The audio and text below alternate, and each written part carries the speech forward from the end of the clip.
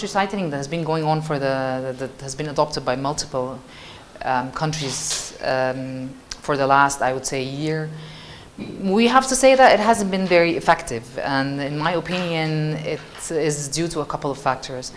The first factor is that the people we're targeting with the monetary policy have changed.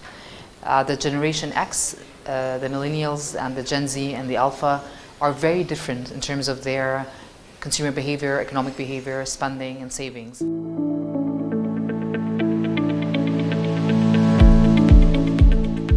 I think there's one attribute is very important to mention here, is that there's a huge detachment between the generation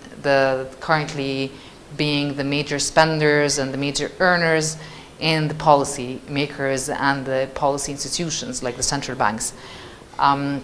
If you take the case of Egypt, when the deposits of the 25% were announced, you can easily tell that the ones spending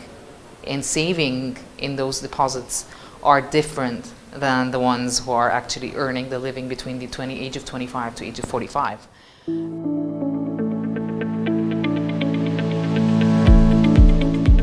So you need to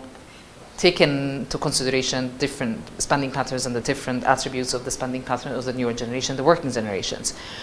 I think it's very, very important after COVID to indulge into multidisciplinary research that has a lot of consumer behavior,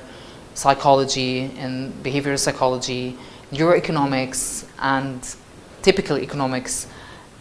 including, of course, with the use of the econometric models to be able to assess the actual drivers and the main components of the spending of the current generation, to be able to advise policymakers on what would fit best when it comes to trying to help this generation do better and fare better given the financial crisis and the economic crisis.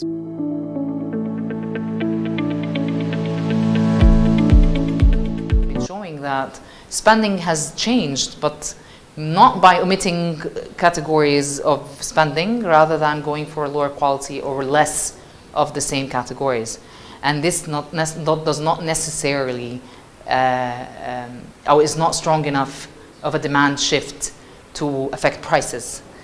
not on the short run.